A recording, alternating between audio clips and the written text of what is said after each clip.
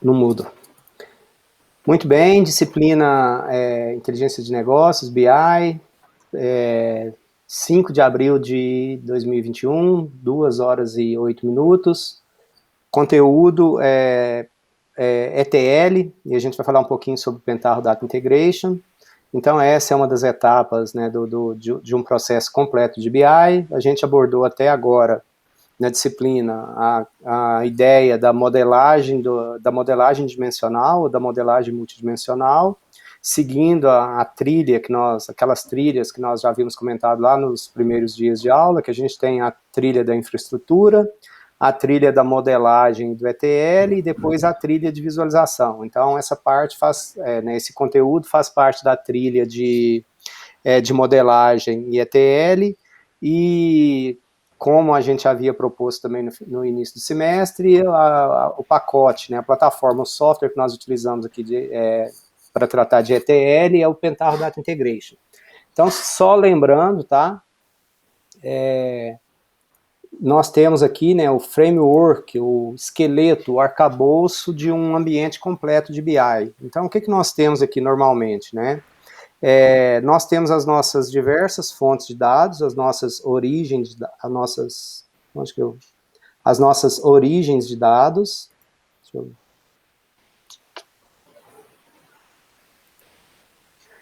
Então, né, por que a gente trabalha com isso? Qual que é a lógica? Então, a gente tem aqui as nossas diversas fontes de dados. Isso vai depender de cada empresa, de cada realidade, de cada negócio, né? Mas aqui a gente tem um banco de dados, um sistema, uma plataforma de vendas, uma plataforma de operação, uma plataforma de recursos humanos, de finanças, outras fontes de dados extras, dados de internet, de log, de navegação. Então, dependendo da empresa, né, essas fontes de dados, elas são as mais variadas possíveis. Existem várias fontes de dados. Então, como nós já havíamos comentado, às vezes é difícil construir um ambiente de suporte de tomada de decisão com essas diversas fontes de dados em diversos locais, em diversos lugares. Então, o que nós fizemos, então, foi modelar o nosso data warehouse, né? Então, a gente modela um data warehouse, lembrando do conceito de data warehouse, né, que é mais a grosso modo, é um grande banco de dados que contém dados presentes e dados passados, contém históricos, dados são integrados. Então, a gente tem essa ideia do data warehouse. Então, né, para efeitos da nossa disciplina, o que a gente fez até agora é olhar para as nossas diversas fontes de dados e modelar, desenhar o nosso data warehouse aqui.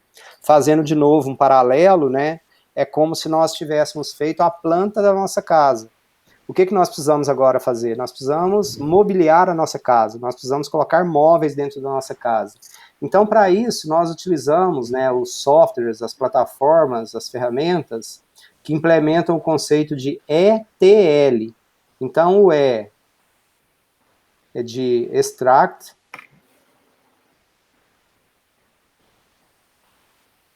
o T de transform e o L de load. Ah, mas eu precisaria usar uma ferramenta ETL, eu precisaria de usar o Pentaho Data Integration, ou DataStage, que o Matheus provavelmente utiliza muito aí nos projetos que ele desenvolve, né, desde a origem lá da nossa antiga igrejinha. Nós começamos a trabalhar com isso lá atrás, utilizando o DataStage, que é uma ferramenta ETL, tem o Informática Power Center, tem outras ferramentas, tem outras plataformas de ETL, outros softwares de ETL.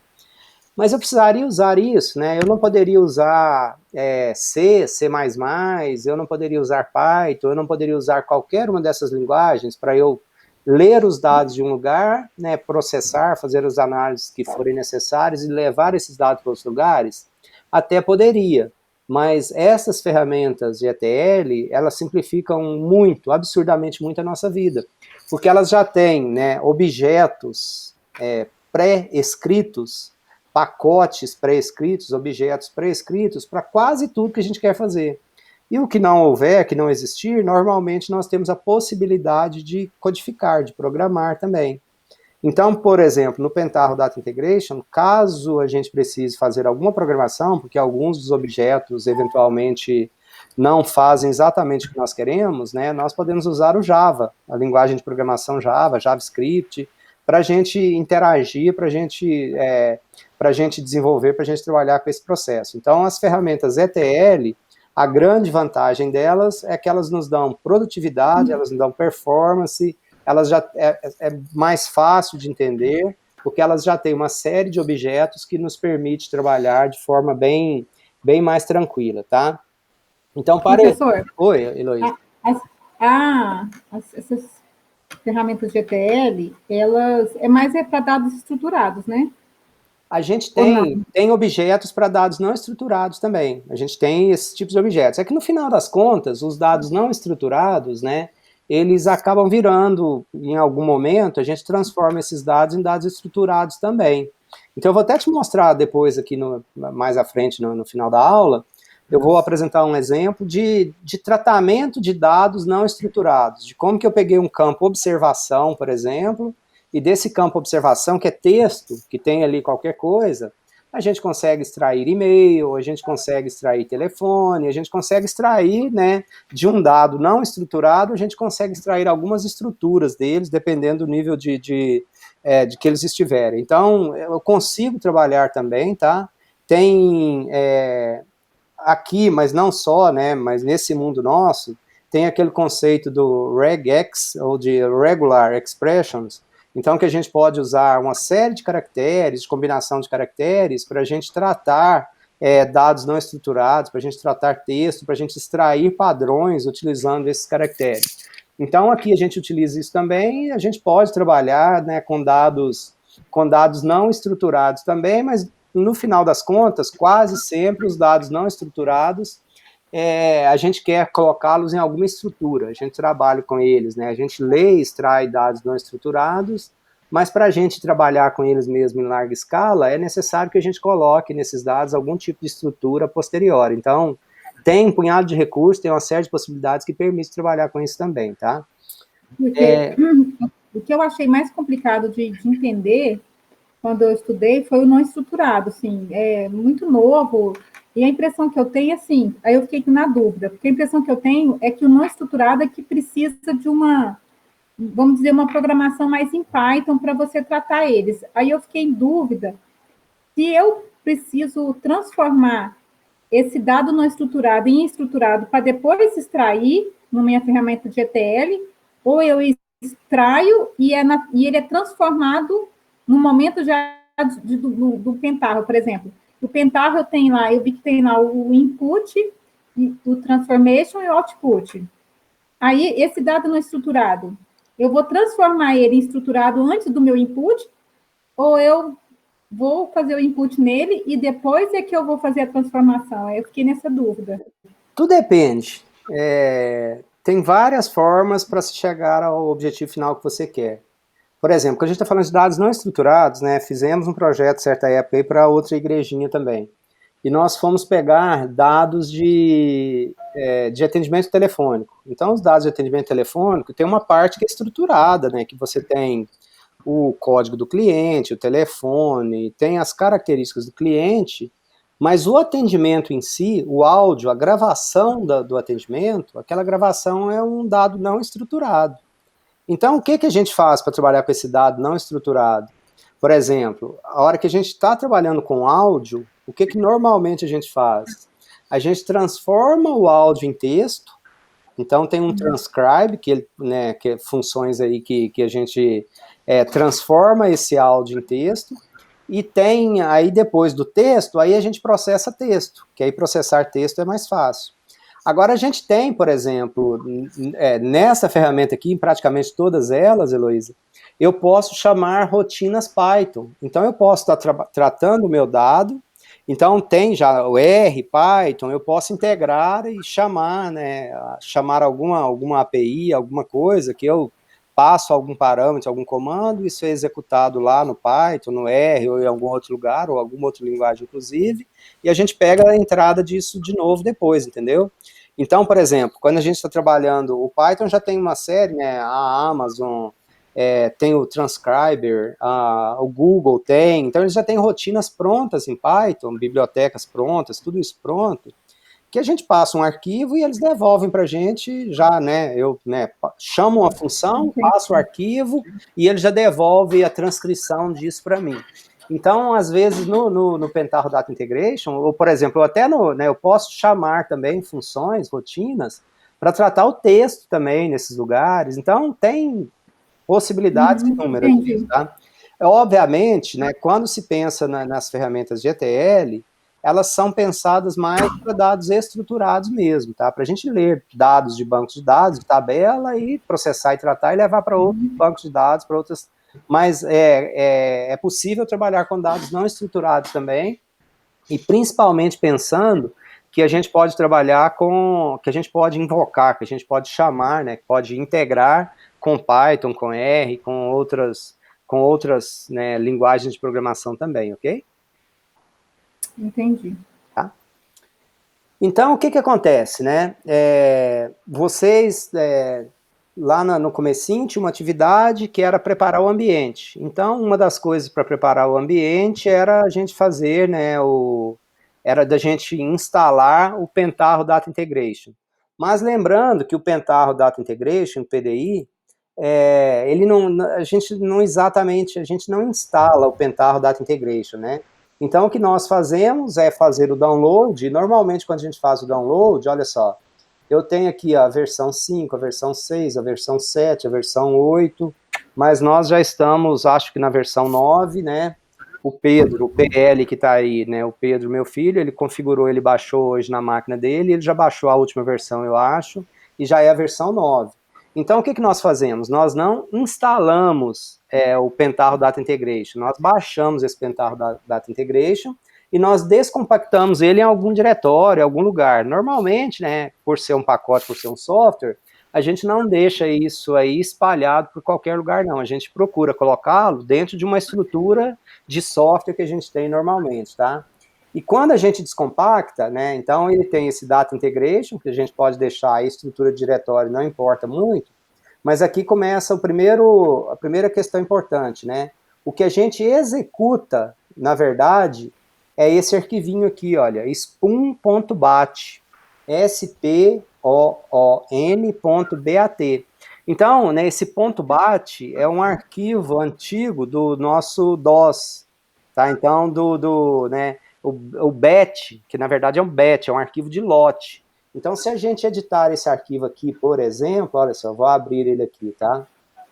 Esse arquivo .bat, ele é um arquivo cheio de comandos, olha só. Quando a linha nesse arquivo começa com rem, né, isso é um comentário, essa linha não é executada. Mas aqui, olha só, então, são uma série de comandos do sistema operacional, olha só. Então, ele configura aqui o local, ele muda o diretório, ele faz alguns testes aqui, olha só. Então, em vários momentos, né, então a gente configura a variável Java, a gente vai configurando uma série de coisas, né? Quando a gente baixa o Pentaho Data Integration, esse arquivo já vem pronto. Às vezes a gente pode entrar nele e configurar alguma coisa, por exemplo, o tanto de memória que ele vai alocar, né? Porque ele usa bastante memória, mas é um arquivo, né? Que ele tem vários comandos aqui. Em algum momento ele chama, invoca o Java e passa como parâmetro, então, o Pentaho Data Integration. Né? Então, o Pentaho Data Integration, ele roda sob o Java, né? Então, na verdade, a gente executa o Java e passa o parâmetro o Pentaho Data Integration. Então, esse arquivo aqui, em alguns momentos, pode ser que seja necessário nós editarmos para mudar alguns parâmetros, algumas coisas que se fizerem necessárias. Então, a gente roda esse spoon.bat, lembrando que ele sai executando, configurando variáveis, diretórios, uma série de coisas, e é isso que a gente executa, tá? Aí, né, eu, por exemplo, eu peguei, copiei esse arquivinho para minha área de trabalho aqui, para né, eu poder, para eu ter isso aqui de forma que eu possa chamar, invocar esse negócio de forma mais fácil. Então, tá aqui na minha área de trabalho, tá o spoon.bat, aqui tá o atalho lá para aquele diretório lá. Outra coisa que a gente precisa fazer às vezes, quase sempre, é configurar as variáveis de ambiente. Então, quando a gente entra em editar variáveis de ambiente aqui no Windows, em variáveis de ambiente. Normalmente, a gente tem que criar essas duas variáveis aqui, olha, o Java Home, então, lembrando que é o JDK ou JRE, né, que é o Java que a gente precisa, e a gente vai passar esses parâmetrozinhos aqui, olha só. Deixa eu aumentar isso aqui para se alguém for usar isso depois para ficar mais claro, tá? Então, a gente cria, né, essa variável, e outra variável que normalmente a gente precisa é o pentarro Java Home, que o caminho é o mesmo, né? Então, a gente passa o caminho completo, olha só, no meu caso aqui, né, o Java, ele está no C, /, program files, /java, /jre, 1.8.0, underline 202. Aí depende de cada um de vocês, as versões são um pouco diferentes, mas a gente precisa criar normalmente essas duas variáveis aqui para tudo rodar direitinho, tá bom? Então, aí a gente configura, aí provavelmente agora então, né, o nosso programa está pronto para rodar. Uma outra coisa que a gente tem que ter atenção é o seguinte, tá? Quando a gente for usar o Pentaho Data Integration, PDI, para nós conectarmos a bancos de dados, a gente precisa, dependendo do banco de dados, por exemplo, para trabalhar com o MySQL, a gente precisa, se não tiver funcionando, aí a gente tem que, né, às vezes isso já baixa direto, às vezes não, mas, por exemplo, a gente precisa, olha, esse MySQL Connector, ele tem que estar nesse diretório, olha, dentro do Data Integration, lib, eu tenho que ter, por exemplo, esse conector para eu conectar com o MySQL. Para cada banco de dados que eu for trabalhar, eu tenho que ter os conectores, né? Então, observem que é um conector Java, tá? É um JDBC. Então, onde que eu pego esse conector? Lá na página do MySQL. E se fosse Firebird? Lá na página do Firebird.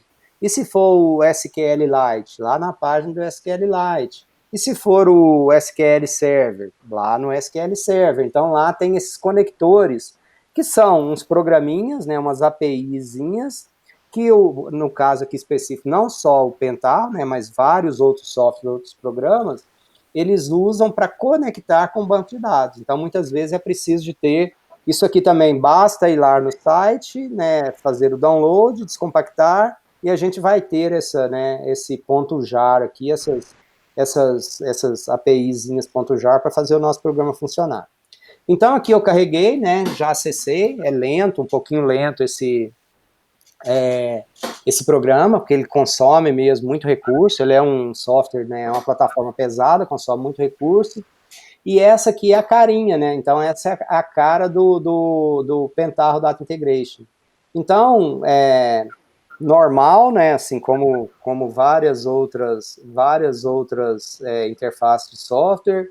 Aqui tem as comunidades que você pode ingressar, é sempre bom fazer parte dessas comunidades, porque boa parte das dúvidas que nós temos, a gente pode postar as dúvidas, os fóruns, então a gente tem uma série de situações, olha, de aprendizagem, de documentação, de tutoriais, de notas de atualização, esses marketplaces, a gente pode fazer, né, download de outros plugins, de outros objetos. Então, a gente tem uma série de possibilidades para a gente trabalhar, que é a cara normal de vários outros softwares, de várias outras plataformas que vocês já conhecem. Então, aqui do lado, começa a brincadeirinha, olha só. A gente tem aqui transformations, transformações e jobs, tá? Então, a gente tem esses dois tipos de programa que a gente produz com o Pentaho Data Integration. Qual que é a diferença desses negócios, basicamente? Deixa eu mostrar aqui para vocês.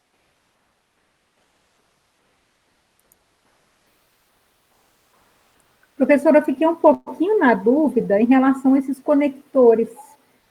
Aonde que eu vou ver se tem o... Porque você deu o exemplo do MySQL. No nosso caso, do nosso trabalho, por exemplo, é o SQLite.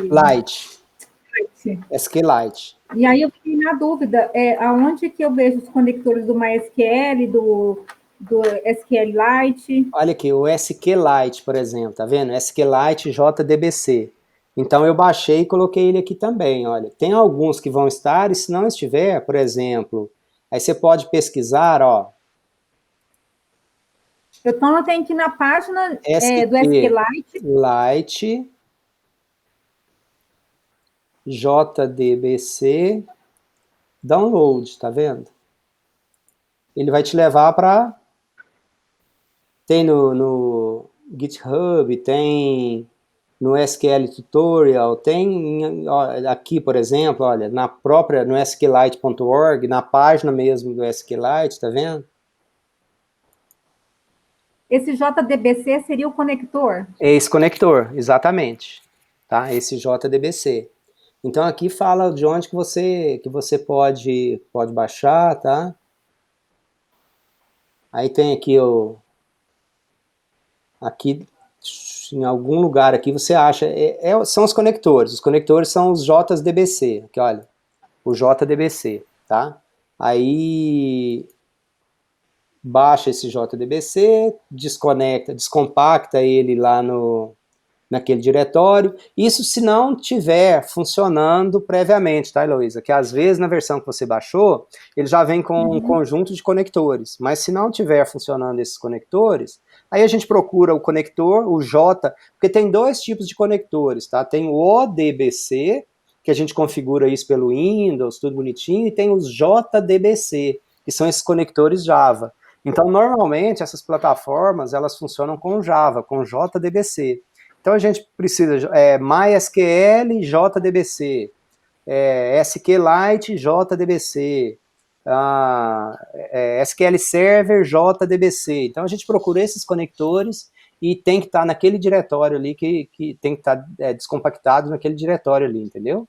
E às vezes tem várias versões desses conectores. Às vezes uma versão não funciona com a sua plataforma, às vezes você precisa colocar uma mais antiga ou uma mais nova, aí às vezes é só testando mesmo. Eu vou mostrar para você quando que dá erro e onde que a gente vai ver se eu preciso desse conector ou não, tá bom?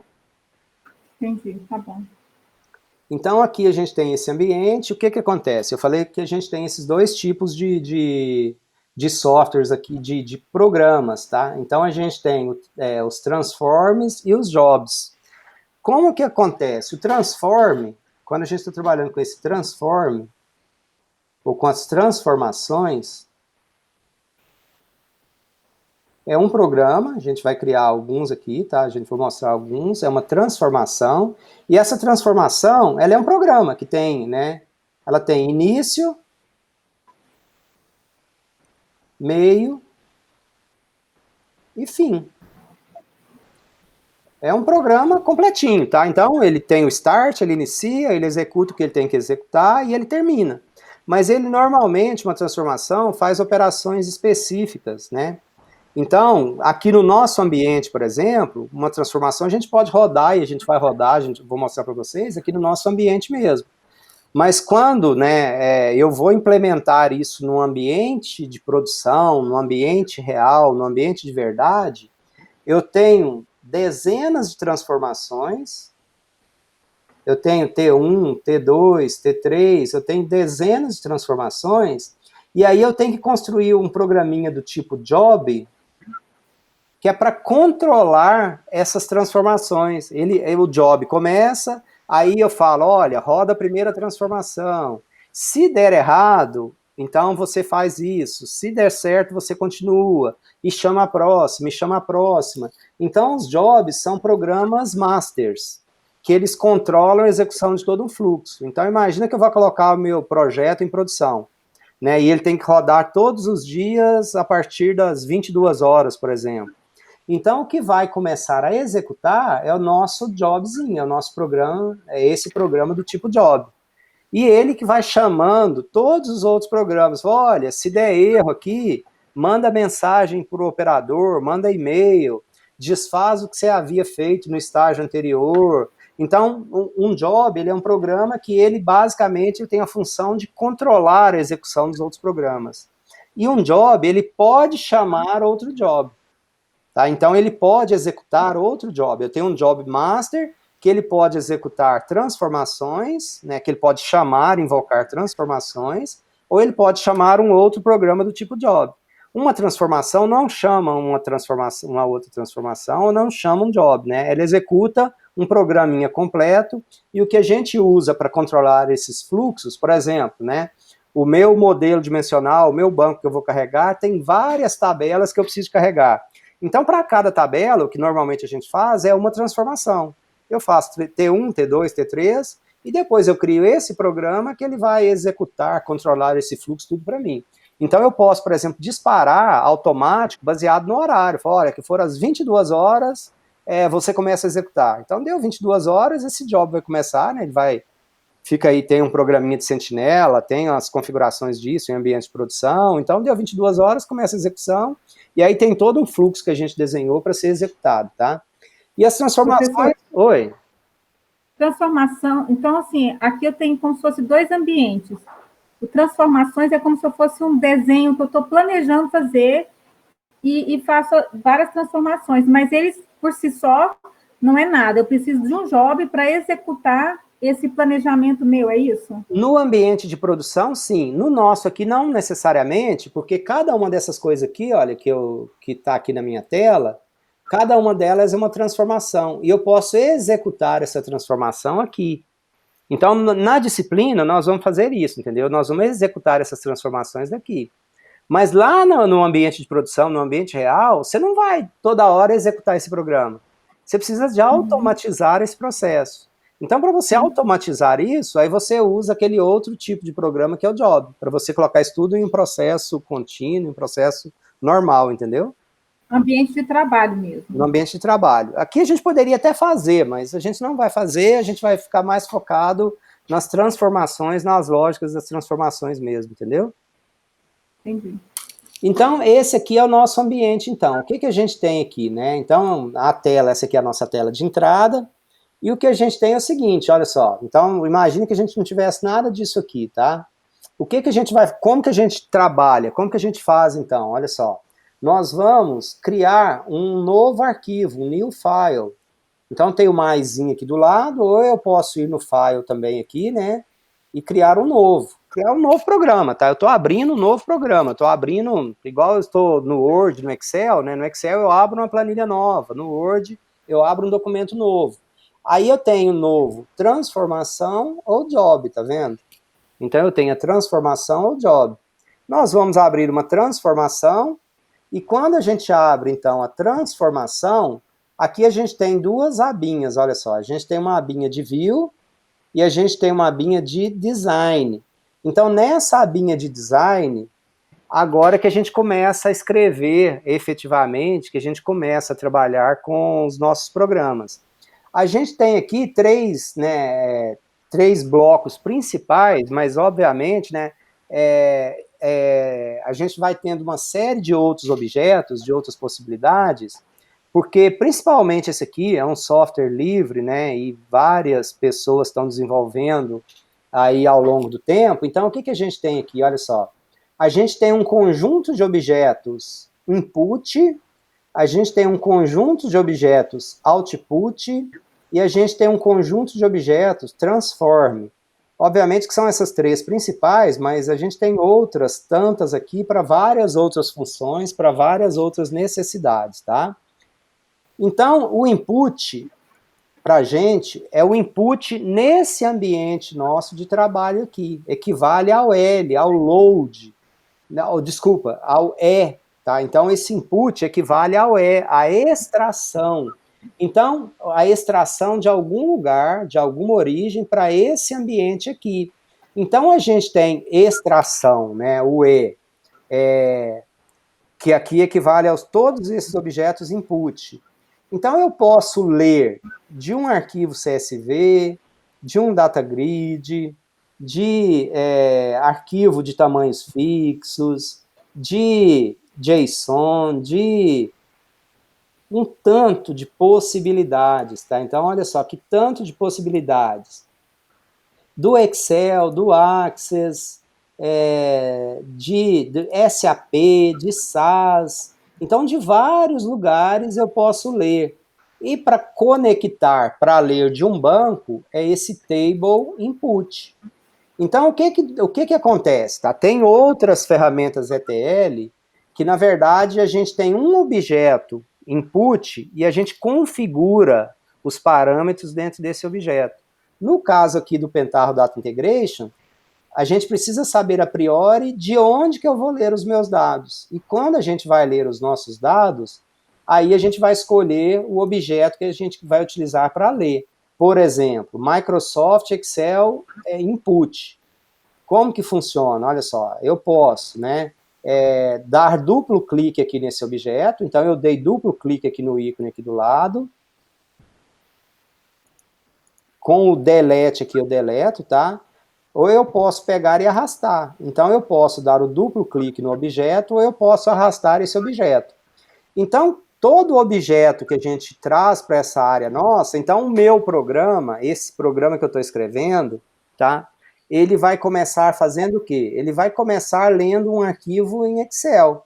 Então, olha o que a gente tem. Eu dei um duplo clique aqui nesse objeto, ele vai abrir para a gente a tela de configuração desse objeto.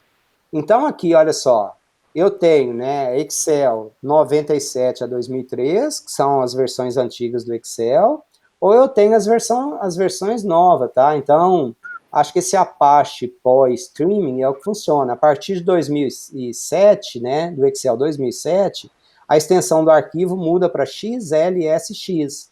Até 2007 era o XLS, né? Então, aqui, o meu arquivo, o arquivo Excel que eu vou ler, é um arquivo, então, com a extensão, né, com a extensão do arquivo XLSX. Então, eu mudei aqui, eu falei qual tipo de arquivo Excel que eu vou ler. Aí eu tenho aqui, ó, File or Directory. Eu vou aqui navegar para eu ver em qual diretório esse arquivo meu está. Então, eu vou Professor, buscar... Oi? mas esse tava o de 2003 antes, né? Isso. Ele veio como Como que reforço de você 2013. A setinha aqui do lado, olha só. Cliquei na setinha do lado, ele abre para mim as opções que tem aqui. Olha. Então tem 2007, Apache POI, tem, por exemplo, o OpenOffice, tá? Então, que é esse formato ODS aqui, e eu escolhi esse formato aqui, olha. Então é nessa setinha aqui do lado, olha, que eu cliquei aqui, que eu abri as opções, tá bom? Então, como qualquer software, a gente precisa, eu vou ler um arquivo Excel, e esse arquivo está onde? Então eu vou navegar, deixa eu pegar aqui um arquivo qualquer aqui, tá? Vou buscar aqui isso num diretório nosso aqui. Estou pegando um arquivo qualquer aqui, tá?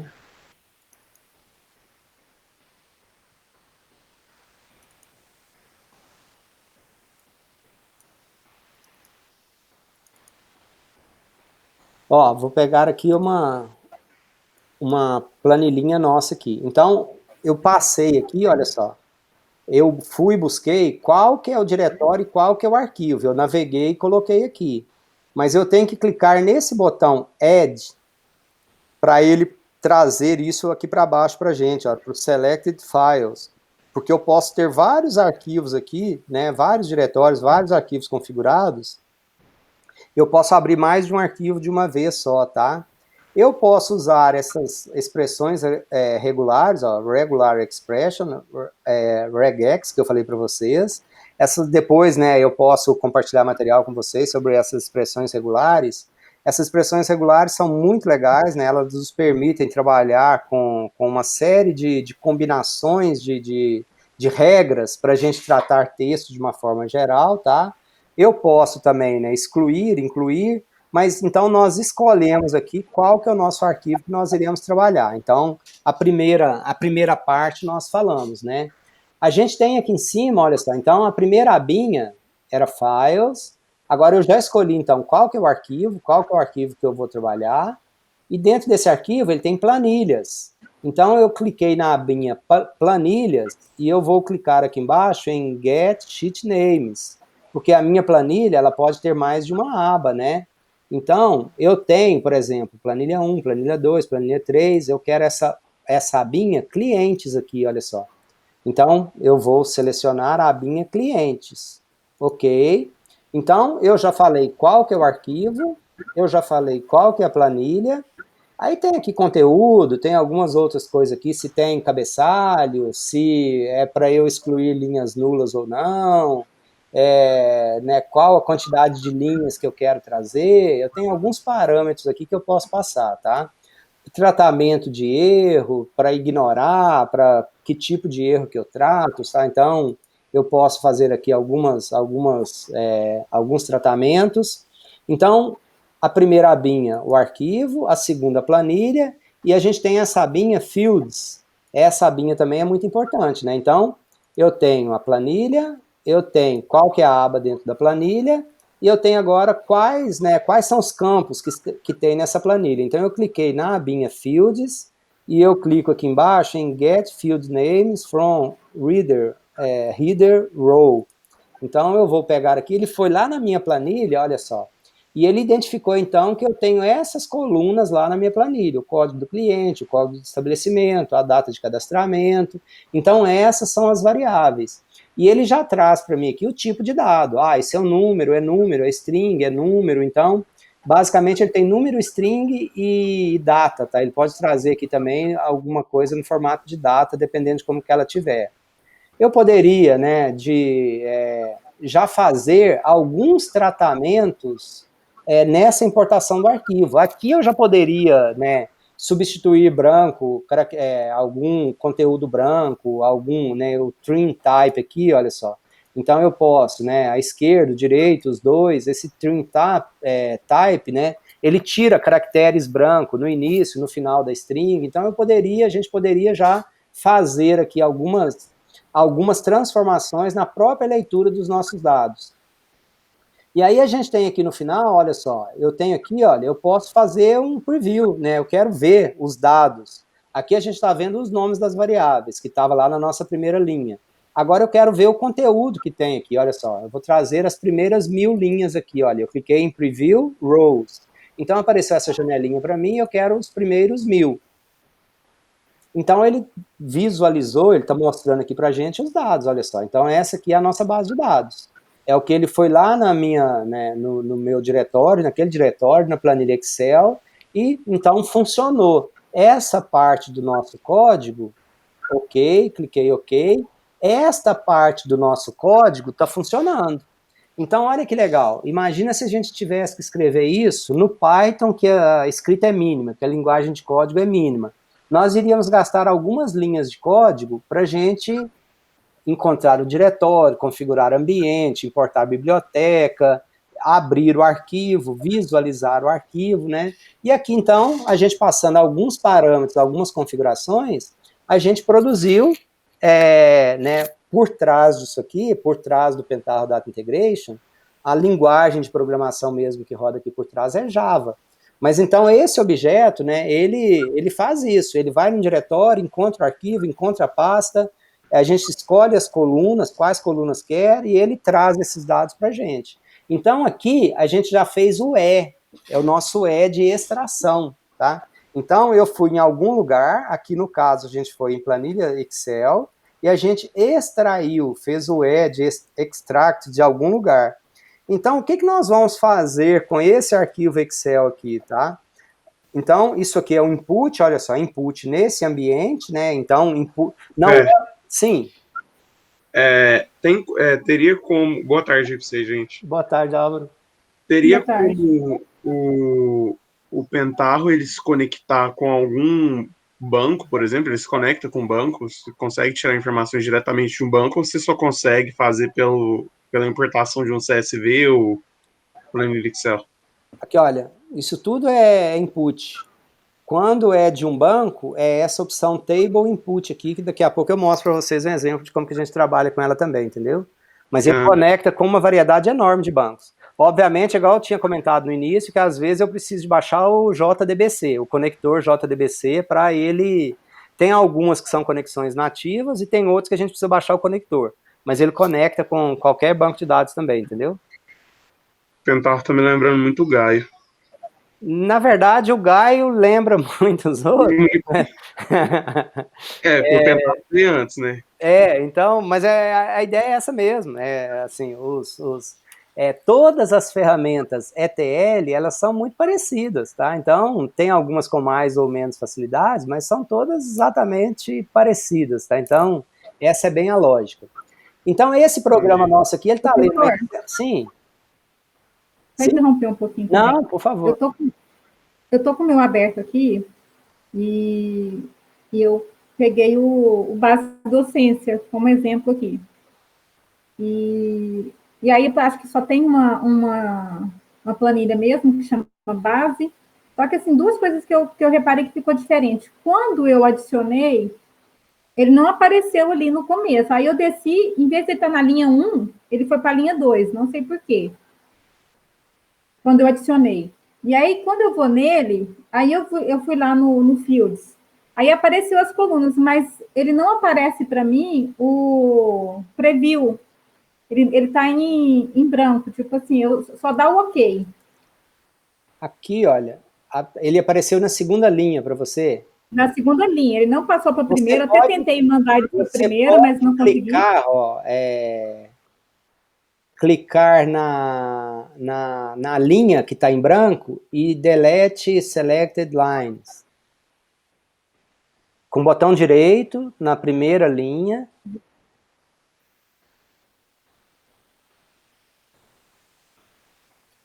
Deixa eu fechar de novo, porque eu acho que não cliquei errado aqui. Sim, agora ficou no 1. Agora ficou no 1. Aí, você vai clicar, então, na abinha Sheets agora. Uhum. Aí você pode clicar aqui embaixo em Get Sheet Name, se for o caso. Aí apareceu só base, porque eu acho que só tem aí base mesmo. Aí você joga ela para lá, beleza. Só que aí quando eu dou OK, apareceu base, eu fui não ter dá o OK ainda não. Ela aparece aqui para você agora, Sheet Names. Não. Ela apareceu uma janelinha bem pequenininha no meio, Enter List, Available Items, aí você aparece clica OK. base. Beleza, aí você clica OK. Então, eu cliquei OK, mas ele não apareceu para mim Sheet Name, não. Ficou um em branco ainda. Essa aqui. Aí ele apareceu, em vez de só está aparecendo base. Base, aí você jogou ela para o lado direito e clicou em OK. Não joguei, então é isso. Você precisa clicar aqui, olha, e jogar ela para o lado direito, tá vendo? Então, todas as colunas available que estão disponíveis, né? E aí você joga ela para a sua seleção, Your Selection. Aí você clicou agora aqui, deu certo. Aí ela aparece aqui em cima agora para você. Aí só não aparece o 0 na linha, né? Os 2 zeros é que não aparecem. Não, mas não tem problema não. Isso é depois que você... Aí agora você vem em Fields, nessa abinha Fields, aí você vai colocar Get Fields from Header Now. Ele já tinha aparecido, né? Aí eu dou assim, né? Do you want to replace. Clear the field? Clear. Aí eu dou sim. Isso.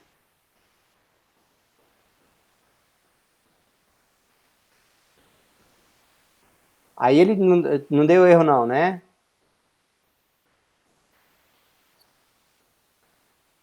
Agora, é estranho, ele apareceu um pouquinho diferente, assim, ele apareceu com os azuis de nulo, não sei se está certo. Clica embaixo agora, ele Preview Rows.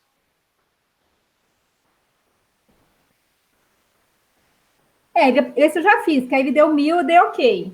Beleza. É isso? Só que onde tem nu, esses azuizinhos, é porque não tem conteúdo mesmo. Tá faltando dados dentro dessas variáveis, entendeu? Foi o que eu imaginei. Então tá ok. Aí você pode clicar agora em OK e ele leu, né? Essa parte do seu programa tá pronta, entendeu? Entendi.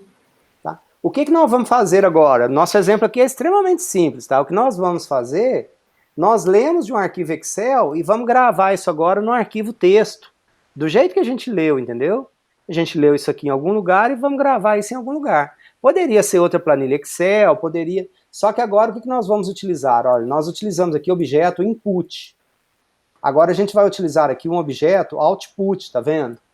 Então eu quero gravar isso onde? Eu quero gerar isso onde? E a gente tem aqui, olha, table output, Álvaro, é para eu gravar numa tabela de banco de dados, é para eu configurar para banco de dados, tá? No caso aqui, vamos gravar isso só em um TXT. Então eu arrastei o TXT e coloquei aqui. Ok? Olha, text, file, output. Só que esses dois objetos nossos, eles estão isolados. A gente precisa de conectar esses dois objetos. Para eu saber, né, que o meu processo começa aqui, daqui ele foi para onde. Então eu vou clicar em cima do meu processo predecessor, no caso aqui é o que a gente leu do Excel. Então está selecionado, olha, ele está azulzinho. Eu vou pressionar Shift, então eu estou com o Shift pressionado, e com o mouse pressionado, com o botão direito do mouse pressionado, eu arrasto para o objeto que eu quero ligar. Eu cliquei 2 vezes e ele já foi, né? Ele foi também. É que às vezes se você tiver mais objetos, ele não vai ser tão obediente assim, entendeu? Dependendo se você tiver vários objetos, talvez ele não seja tão obediente assim. Mas isso funciona. Você também funciona, né? Você está com esse objeto selecionado, eu pressiono Shift, arrasto e solto no objeto que eu quero depois, entendeu? Isso funciona. Agora... Acho que foi sem querer também, foi sem querer que eu fiz. Acontece.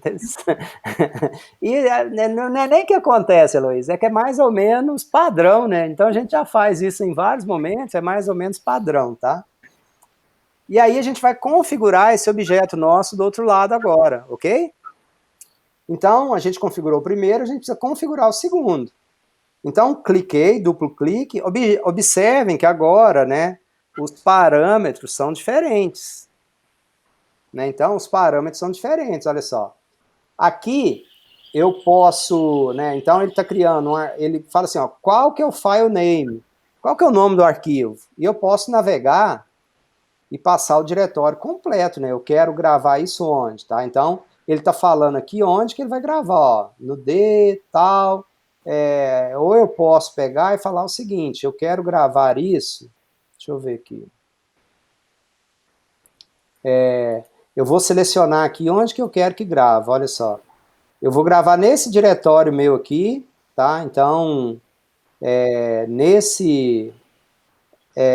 num diretório qualquer que eu escolhi aqui, eu fui clicando aqui do lado, olha só, up level, então eu fui voltando, saindo daquele diretório default que estava ali, tá? Ou eu poderia, né, criar outra situação, então ele vai criar aqui de trabalho, eu vou colocar aqui barrinha, vou chamar de clientes, tá? Então esse clientes, né, e com a extensão TXT, olha só. Eu posso configurar uma série de coisas aqui, né, de limpar, de criar um diretório se ele não existir, eu posso passar o nome de arquivo como sendo um parâmetro, como uma variável, eu posso fazer uma série de situações aqui, incluir, né, algumas coisas no nome do arquivo, então eu posso ter aqui uma série de parâmetros que eu posso passar dependendo da minha necessidade. Aí a gente tem o... Sim. O meu abriu uma janelinha diferente, assim, quando eu dei navegar, eu fechei, e fiz de novo, ele abriu uma janelinha Save To, aí ele tá uma setinha de diretório para cima, adicionar, não abriu igual o seu. Nesse aqui, que você, igual tá no meu agora ou não? Não, lá em File Name, quando você colocou navegar... Sim, ó. Ele abriu... Ele não abriu dessa forma, não. Talvez seja a sua versão, qual que é? Talvez seja a versão. Mas aí você foi... Aí quando abriu essa janela, você fez o quê?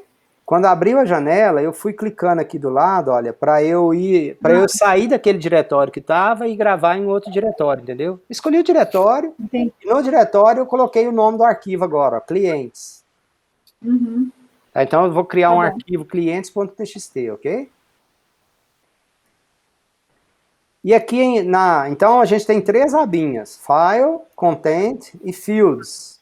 Em Content, então eu posso marcar append se eu quiser, já existe um arquivo com aquele nome e eu quero continuar acrescentando conteúdo. Eu posso selecionar o separador de colunas, eu posso colocar esse enclosure aqui, quando é número, né, ele coloca, quer que coloque os números, entre aspas, duplas. Então, eu posso, né, tem header, tem footer, tem qual que é o caractere de fim de linha, para eu saber que tem que quebrar a linha. Então, eu posso passar uma série de parâmetros aqui, e o outro é o fields, né? Então, a hora que eu cliquei na abinha fields, está aqui em branco esse negócio, e eu vou colocar agora obtém campos. Esse obtém campos, ele obtém de onde? Ele obtém do step anterior, da ligação que nós fizemos. Então, quando eu clico aqui obtém campos, olha só, ele traz todas aquelas informações do meu estágio anterior, do meu step anterior. Eu poderia aqui, eu falei, não quero gravar isso tudo não, quero gravar só algumas. Eu poderia vir aqui e deletar, tá?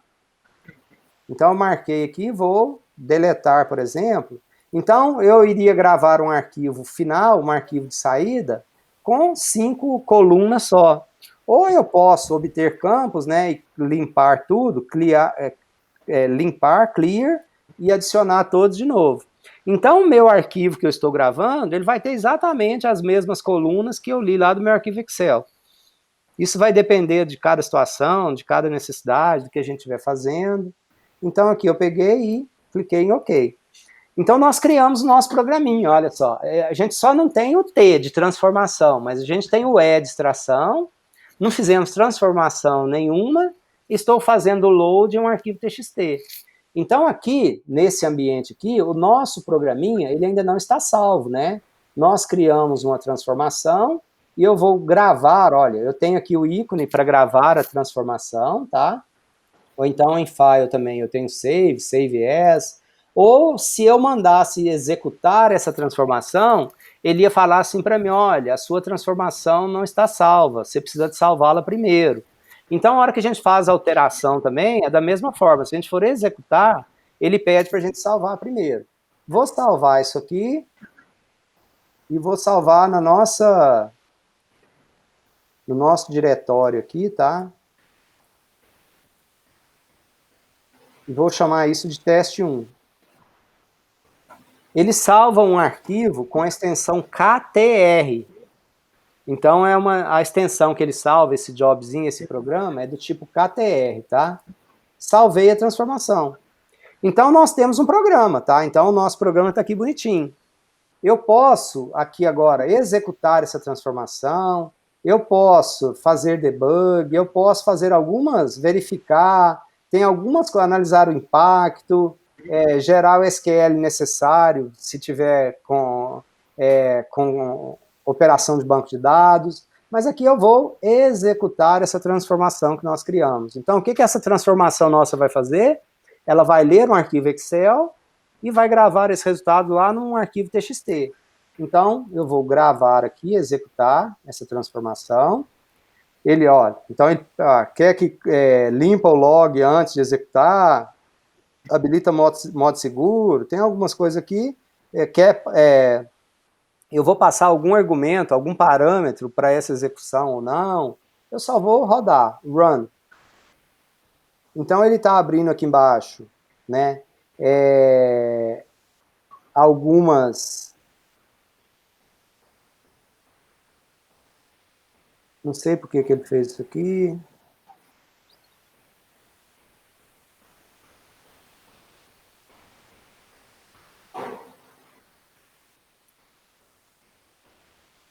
Acho que ele tentou rodar alguma coisa aqui antes. Enfim. É porque esse log que estava aqui era log antigo, tá? Então, eu posso vir aqui, eu vou até limpar esse log. Era um log antigo que estava aqui, só para mostrar para vocês. Vou pegar e vou executar de novo. Zé, me tirou uma dúvida. Quando eu faço a importação do meu arquivo Excel para dentro do Pentaho, caso eu faça alguma alteração lá no meu arquivo Excel, ele vai ser alterado do Pentaho também, ou quando eu for fazer a carga dele de novo, ou eu tenho que carregar ele toda vez? Toda vez que eu altero no arquivo Excel, eu tenho que importar ele de novo dentro do Pentaho. Se for Ele não lê automático, a transformação tem que ser executada. Se ela não for executada, ela não busca o que está lá no seu arquivo Excel. Aí tem duas situações, Álvaro. Tem uma situação que é você modificou a estrutura do arquivo, por exemplo, incluiu coluna, etc, etc. Aí você tem que vir e tem que alterar o seu programa para ele contemplar essa nova situação. E uma outra situação é que você alterou só o conteúdo do arquivo. Então, essa transformação, do jeito que a gente está fazendo aqui, ela não roda automático. Você precisa vir e executar de novo. E ela não tem nenhum tipo de agendamento que eu posso colocar para rodar. Nessa, aí que eu tinha comentado lá no comecinho da aula hoje. Então, tem dois tipos de objetos. Tem essa de programa, né?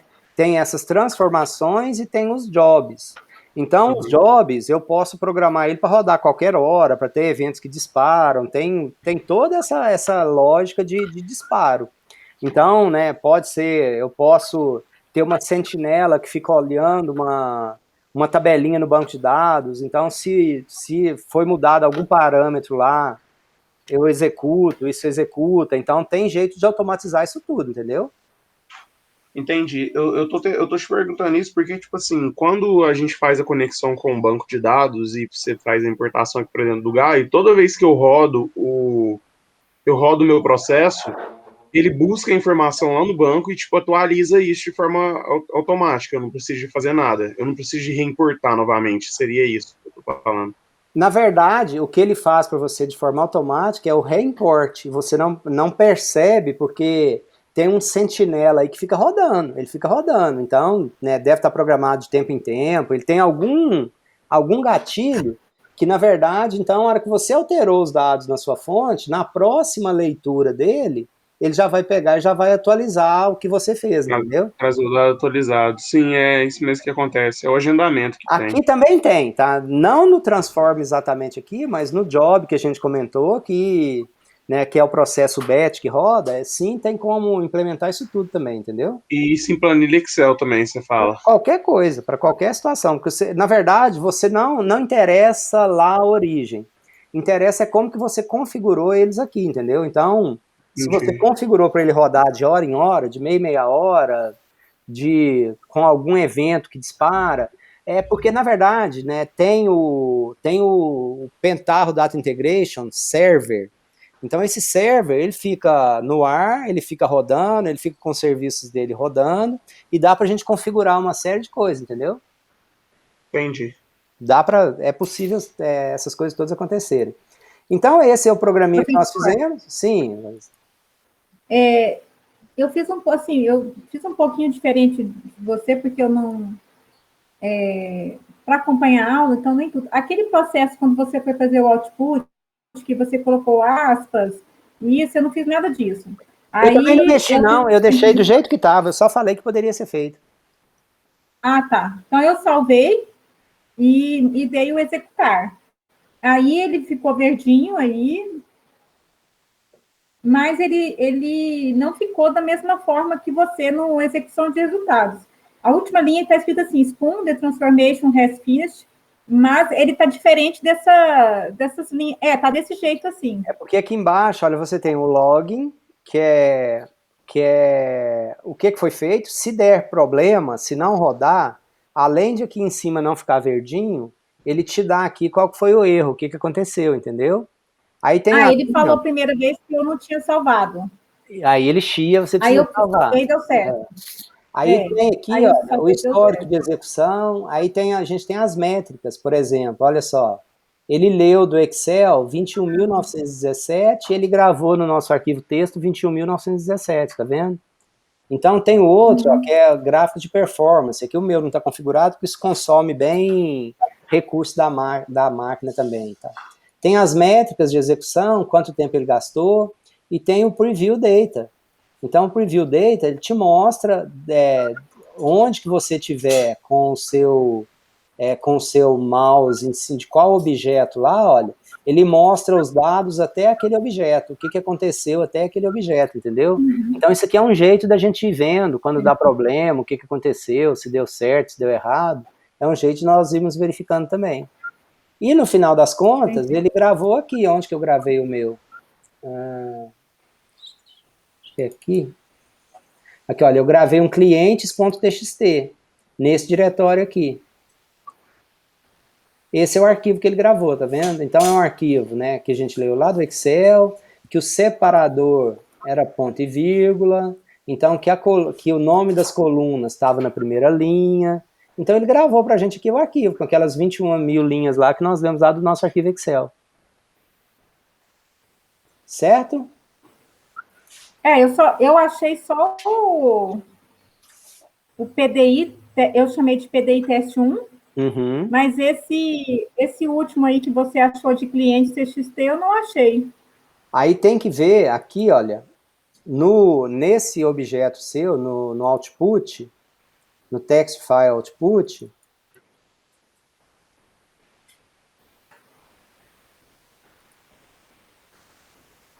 onde que você gravou aqui, tá vendo? Onde que está o diretório seu? Qual o nome que você colocou? Você colocou algum diretório ou não? Não, eu tinha colocado no meu diretório da disciplina. Esse que eu gravei, né?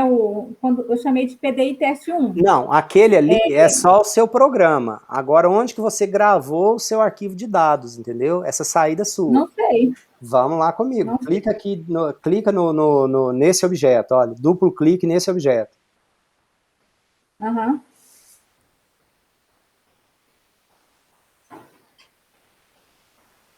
Aí, em file name,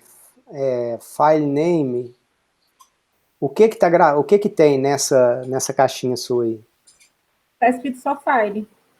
Então, ele gravou, na verdade, lá no diretório que está o seu Pentaho Data Integration, lá naquele mesmo diretório que está o Spoon. Uhum. Ele gravou lá naquele diretório. Agora você pode passar isso aqui, olha só. Então, por exemplo, eu coloquei aqui, olha, /d, /trabalho, aí barra o nome do arquivo que eu quis dar, entendeu? Eu passei esse diretório aqui para ele gravar nesse diretório, entendeu? Eu posso escolher aqui, então. Pode escolher aí. O problema é que eu não sei de cor como é que é o meu. Escreve aqui, olha, por exemplo, você tem, ó, o contrabarra, tá vendo? O contrabarra D.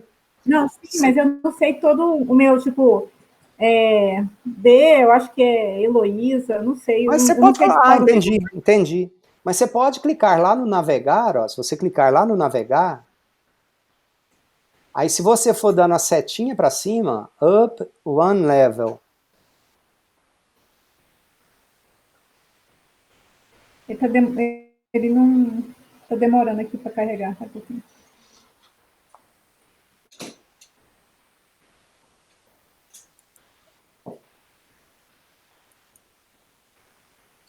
Eu dei o Open Level, mas não... Você pode ir fazendo vários, porque ele está saindo lá daquele diretório grandão que ele estava lá e indo para o diretório menor, entendeu? Entendi. Eu estou clicando aqui, mas não. Mas pode deixar, depois eu tento descobrir aqui, pode prosseguir também. Mas ele gravou um arquivo TXT em algum diretório, entendeu? Essa é a grande questão. Então, esse é um programinha nosso, ó. Nós fizemos um programinha e eu chamei ele aqui de teste 1. Ele lê de um arquivo Excel e gravou aqui um arquivo TXT. Então, o Álvaro, a gente tem aqui no Pentaho Data Integration, como qualquer outro, né? A gente tem a opção de ler isso de diversos formatos, de diversas fontes, tá? Então, quando a gente... Aí eu vou mostrar agora, aí a ideia da leitura e do output é mais ou menos o mesmo. Mas, assim, hoje e amanhã, né? Amanhã a gente vai falar já dos objetos especiais, para a gente trabalhar com aquelas tabelas fato e tabelas dimensão, que é, em última instância, para essa disciplina é o que mais nos interessa, tá? Mas eu, particularmente, eu uso o Pentaho Data Integration em várias atividades, tá? Eu uso isso como uma linguagem de programação extremamente poderosa, extremamente robusta. Então eu uso isso para buscar dados na internet, para trabalhar com arquivos, para processar. Teve uma vez um projeto que eu desenvolvi, um grande projeto, e com arquivos enormes, monstruosos, e com dados não estruturados, Heloísa. Então eu usei o Pentaho Data Integration, não usei só ele, mas ele era a principal ferramenta que eu utilizei para processamento e tratamento de dados, tá? Para fazer uma série de etapas de processamentos. Então, extremamente útil. Ele não é só para eu, particularmente, nos meus usos, no que eu preciso fazer, eu uso ele em várias outras situações, que não só para essa questão, para esse ambiente de BI, para Data Warehouse, para essas coisas, tá? Então, nós criamos um banquinho de dados aqui, que ele lê um Excel e ele grava aqui um arquivo TXT. Eu vou criar um outro programinha. Professor, sim. para o nosso trabalho, por exemplo, como que seria? Porque eu tenho que ir lá no SQLite e tenho que gravar, eu imagino, uma tabela para ir para o Data Warehouse. Porque aqui você usou do Excel e foi para um texto. Como que seria? Ou você vai falar disso em outra aula? Não, a gente dá para ir falando agora, dá para ir falando tudo normalmente, entendeu? Sem maiores problemas. Mas a ideia, por exemplo, eu passei no Moodle, eu tenho um trabalho para vocês fazerem já também, que vocês vão ler em Excel e gravar num banco. Tá? Então tem lá um trabalho que vocês vão ter que modelar um bancozinho com poucas tabelas, os dados estão todos em uma única planilha Excel, a gente tem que tratar aqueles dados, fazer algumas transformações, algumas coisas, e gravar aquilo num banco de dados, no MySQL. Mas como que a gente faz, Heloísa? Aqui é o seguinte, olha, vou criar um novo programinha aqui, tá? A nova transformação. E eu vou ler agora, eu vou ler um arquivo do... Deixa eu ver aqui.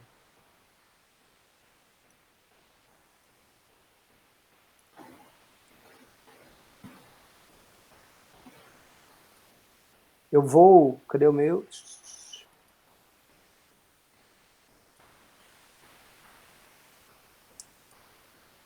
A nova transformação, não sei onde que a minha foi parar. Ah, tá ali, transformação 1. Então, o que a gente vai fazer agora? Olha só. Eu vou ler de um banco de dados relacional, de um banco de dados SQL, tá?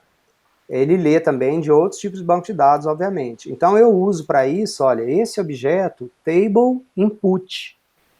Então, o table input significa que é de uma tabela de banco de dados. Então, eu vou selecionar isso aqui. E aí, lembram que lá no Excel, a gente tinha que definir o diretório, a planilha, as colunas. Aqui, para um banco de dados, os parâmetros, obviamente, são diferentes. Então, assim, para qualquer desses objetos também, tá, a gente pode renomear o texto que aparece aqui embaixo e colocar um nome mais sugestivo. Isso é só um nome, é só para, né, ser mais sugestivo, para a gente não ficar perdido depois, para a gente olhar assim, a gente já entender mais ou menos o que esse objeto nosso faz. Eu não estou fazendo isso, mas a gente muda isso aqui, ó, no nome do step. Aí, quando é banco de dados, o que nós temos que fazer agora, né? Eu tenho que ter uma conexão para o banco de dados, tá? Então, eu vou criar aqui uma nova conexão. Se eu já tenho aqui, eu posso editar uma conexão. Acho que eu não tenho nenhuma aqui pronta. Então, eu vou criar uma nova conexão.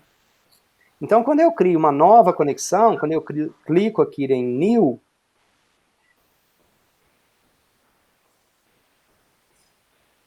tenho fé que vai dar certo.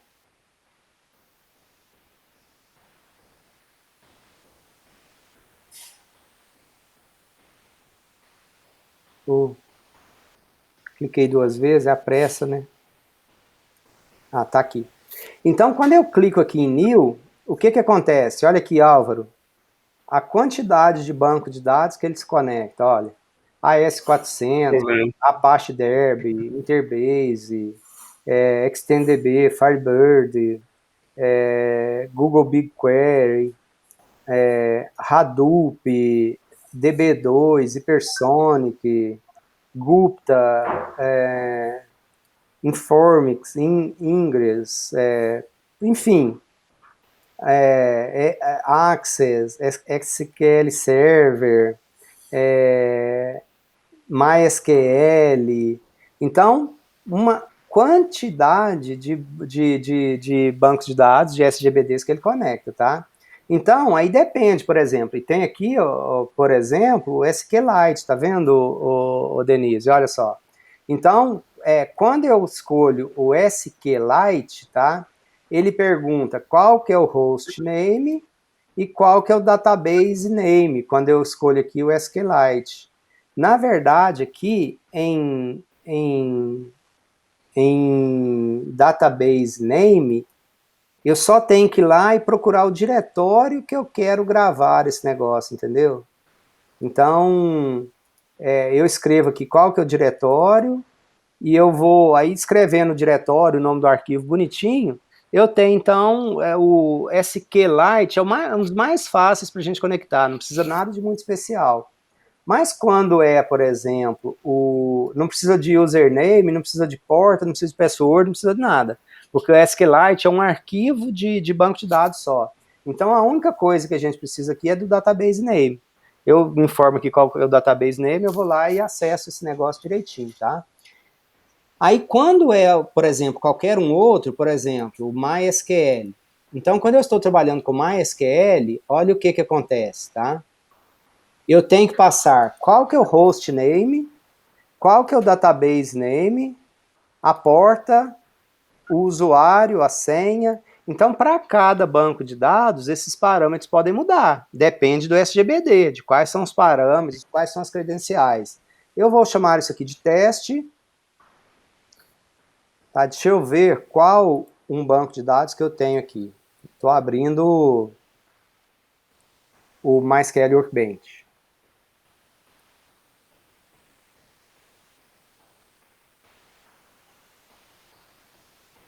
Então, essa conexão aqui que eu estou fazendo é com MySQL, tá? Poderia ser com qualquer um banco de dados. Então, eu estou lendo o MySQL, eu tenho aqui quais instâncias?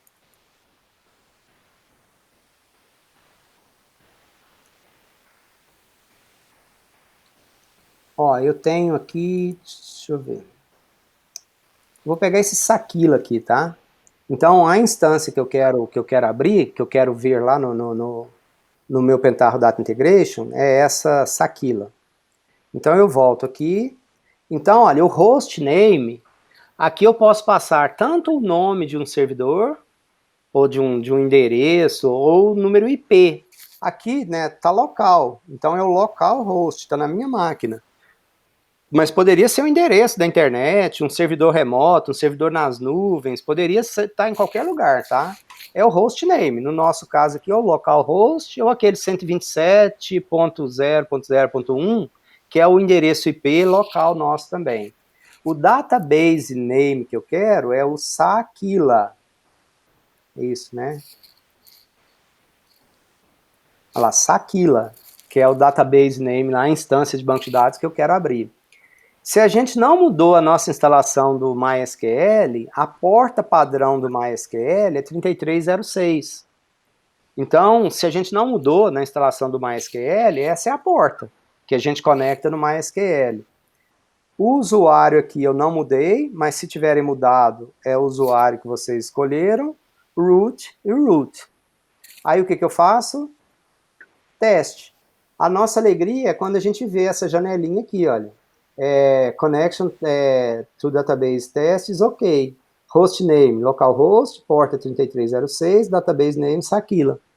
Porque quando não dá certo a conexão, aí aparece uma mensagem de erro aqui do tamanho do mundo. Aí, muito provavelmente, é porque a gente precisa de ir lá e baixar o driver, lá o JDBC, ok, Heloísa? Então, se a gente fez aqui os parâmetros certos e não deu certo a conexão, esse teste que a gente fez, é porque a gente precisa de baixar aquele driver JDBC. Clico aqui em OK, eu só estava testando, e OK, criei uma conexão com o meu banco de dados agora. Aí agora, o que eu faço? Eu poderia aqui escrever o meu SQL, ou se eu já tenho ele escrito lá no banco de dados, eu poderia só copiar e colar aqui, ou eu posso fazer aqui, olha, clicar nesse botão, Get SQL Select Statement. Então aqui ele vai trazer para mim, olha, a conexão teste, quais são as tabelas que eu tenho. Então eu tenho essas várias tabelas, eu posso trazer uma tabela completa ou eu posso fazer uma consulta, um SQL, trazer uma combinação de tabelas e condições. Aqui eu vou trazer só a tabela de atores, por exemplo, tá? Então, eu estou fazendo select asterisco from actor. Eu poderia colocar as colunas, poderia colocar condições, tá? Então, sim, e eu posso fazer agora aqui, olha, um preview. Ele vai trazer as primeiras linhas dessa tabela. Ele trouxe aqui para mim, então, os dados do meu banco de dados. Então, ele conectou nesse banco de dados e trouxe aqui para a gente, olha só, as primeiras 1000 linhas desse banco de dados. Fechar. Essa minha parte, então, está funcionando, tá vendo? Então, eu tenho aqui, ó, eu conectei num banco de dados e esse aqui é o do nosso ETL, a nossa extração. Então, eu fui lá no banco de dados, aqui num banco de dados, e conectei no banco de dados. Se eu fosse gravar isso, fazer essa opção de gravar no banco de dados, eu poderia usar essa opção aqui do output, table output, que a configuração é exatamente a mesma, olha só. Eu iria, né, usar essa conexão, qual que é o esquema de banco de dados, e aqui eu teria que escolher qual que é a tabela, aí eu poderia, né, fazer um depara, né, então eu quero gravar em qual coluna, qual valor que eu estou lendo. Então isso aqui a gente vai ver também, mas não vai ver hoje não, tá? Mas a ideia é exatamente a mesma. E aí independe, Heloísa, porque eu posso ler de qualquer origem e gravar em qualquer origem, no mesmo programa. Eu conecto em um banco de dados para ler e conecto em outro lugar para gravar, para salvar, entendeu? Então, eu posso, até a leitura, eu vou mostrar algumas coisas aqui para vocês depois, eu posso ler de diversos bancos de dados simultaneamente. Então, eu conecto no banco A, no banco B, no banco C, busco de cada uma as informações que eu quero, processo, trato e gravo no lugar que eu quero. Tá? Então, obviamente, quanto mais bancos de dados, mais tabelas, mais a coisa vai ficando pesada. Mas a gente poderia ler isso de qualquer lugar e gravar em qualquer lugar. Então, no input, tá, a gente tem aqui para ler... Nesse caso que você está falando aí de vários bancos, é tipo assim, eu quero montar uma tabela diferente que eu trago de um CRM com RP, e quero fazer um banco de dados misturando esses dois. Às vezes você está fazendo o seu job, a sua transformação que você está fazendo, é para ela calcular a remuneração do vendedor. Então tem o banco de dados de vendas, que você lá pegou as vendas, mas você precisa pegar também, ir lá no RH para pegar informações do funcionário, por exemplo, entendeu? Então você conectou em um, conectou em outro, juntou essas duas coisas aqui na frente, levou isso para outro lugar para fazer outras análises, entendeu? E a gente tem os objetos para fazer essas junções, tem tudo bonitinho. Para cada uma dessas coisas a gente tem os objetos para isso, tá? Então, o que a gente vai ver é o seguinte, aqui a gente está, o input, para a gente ler de banco de dados, é esse table input, e para a gente gravar no banco de dados, é esse table output, tá? O que a gente vai ver é que para nossa modelagem, para esses conceitos de data warehouse que nós utilizamos, para tabelas fato e para tabelas dimensões, nós normalmente não utilizamos o output table output.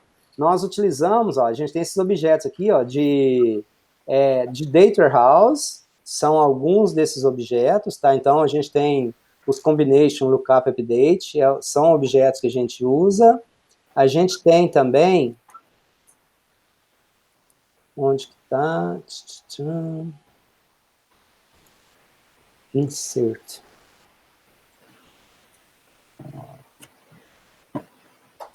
A gente usa também, olha, esse output aqui, olha, esse objeto insert update, a gente utiliza ele para fazer insert de tabela fato, a gente não usa então aquele table output, a gente utiliza esse objeto insert update, e para a gente fazer inserção de dimensão, a gente usa esse objeto aqui, ó, dimension lookup update.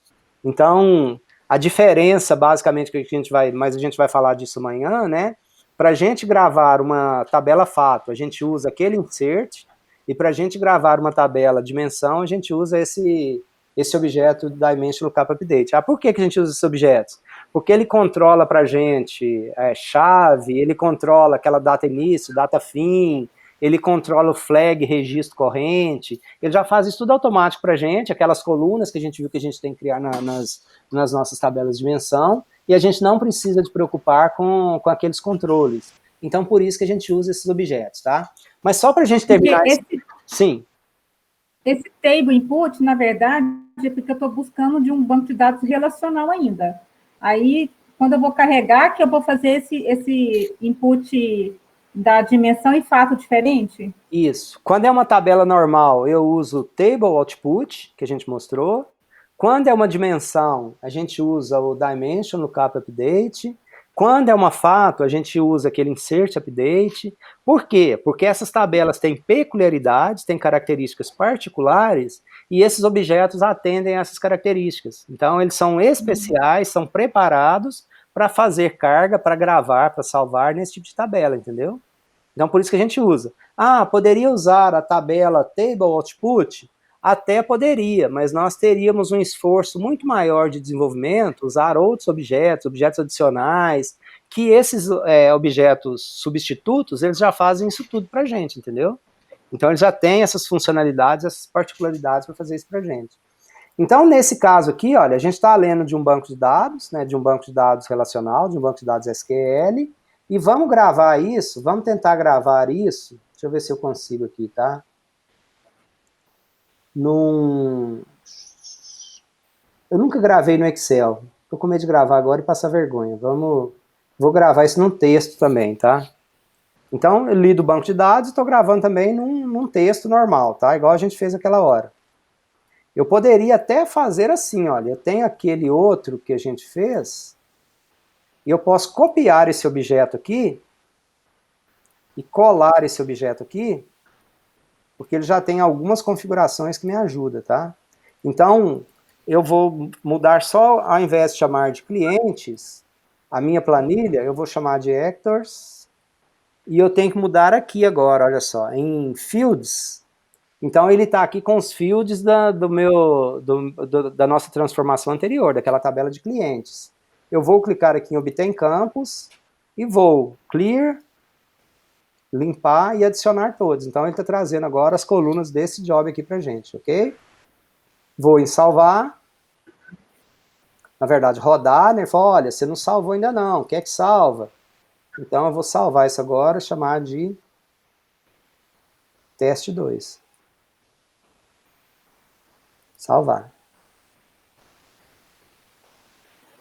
E vou rodar.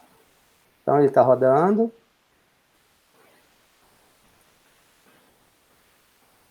Já fez para a gente lá. Já leu a nossa tabela lá no banco de dados, já conectou, já leu, e já salvou aqui para a gente a nossa tabela Actors.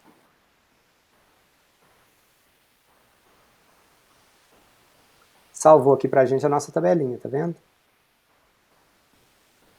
Qual que é a diferença desse aqui para o anterior? Aqui ele deixou, olha só, os espaços em branco aqui, olha, para o tamanho da variável. Nós poderíamos ter feito tratamento para tirar esses espaços em branco também, tá? Então dá para fazer isso nesses próprios objetos que nós fizemos. Então viram? Então hoje a gente, o que a gente tratou nesse nosso bate-papo hoje? Do ambiente geral, das variáveis, da instalação, da configuração, da criação de variáveis, e basicamente aqui hoje a gente tratou, né, de objetos de input e de objetos de output. Tá? Então nós fizemos coisas bem simples, mas a gente tem coisas bem elaboradas, né, para não deixar na saudade, né, Heloísa? Por exemplo, olha só, esse aqui, olha, já é um jobzinho um pouco mais complexo, tá vendo?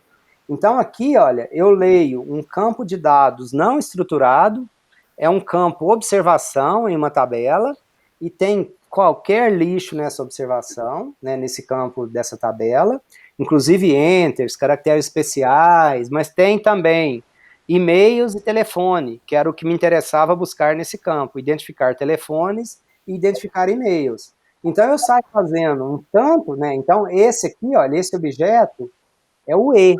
Ele conecta em um banco de dados Firebird. Tá? Então, aqui eu conectei, né? Essa conexão, ela é num banco de dados Firebird.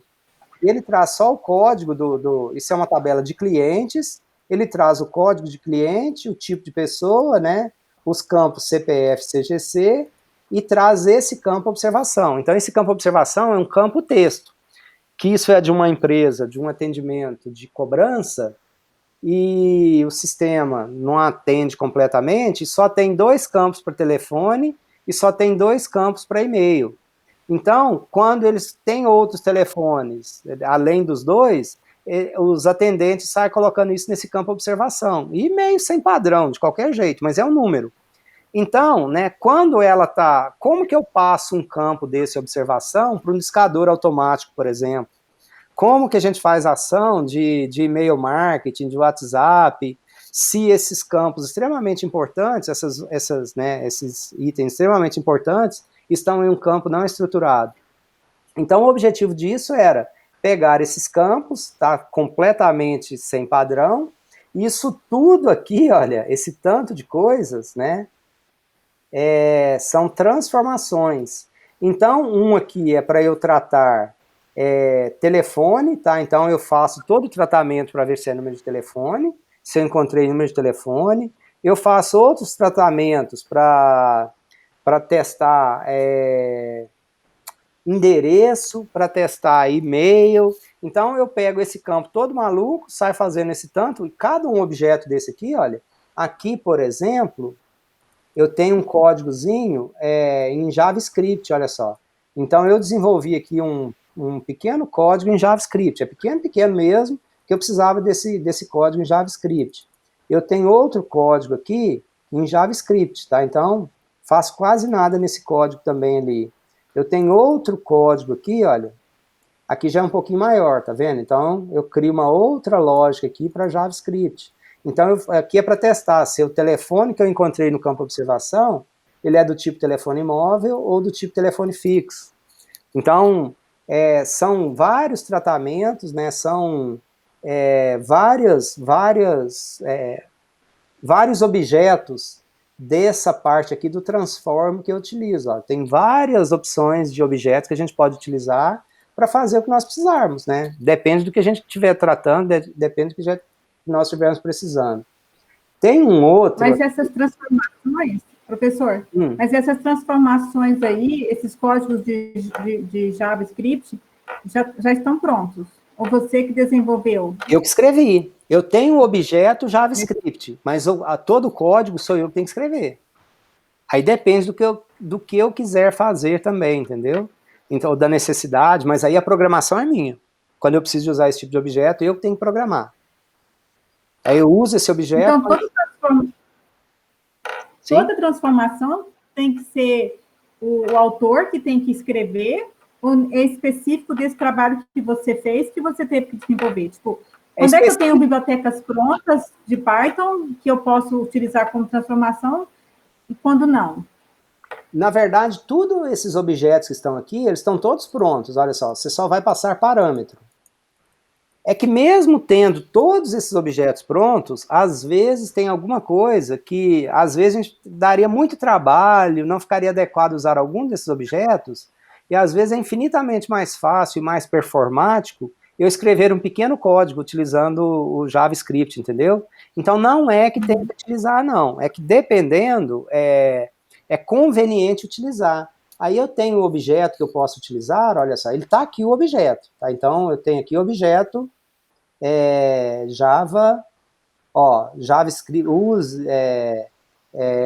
JavaScript, modified JavaScript values, tá? Então eu posso usar esses objetos, né? Quando eu uso ele tem parâmetros, né?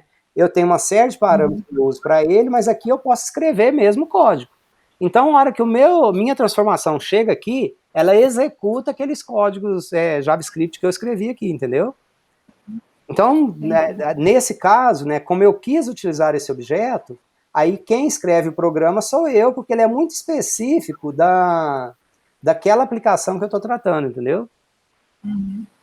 Eu já disponibilizei lá no Moodle, né, e amanhã a gente vai tratar disso, exemplo de carga, por exemplo, olha só, de dimensão, olha, utilizando o objeto lookup update e utilizando o objeto insert, né? Então, para a gente gravar uma tabela fato, ela tem todos esses objetos aqui, ó, que é para nós buscarmos as chaves das tabelas de menção, e esse objeto para inserir na tabela fato, mas que a gente vai tratar isso aí amanhã e continuar na próxima semana. Tá certo?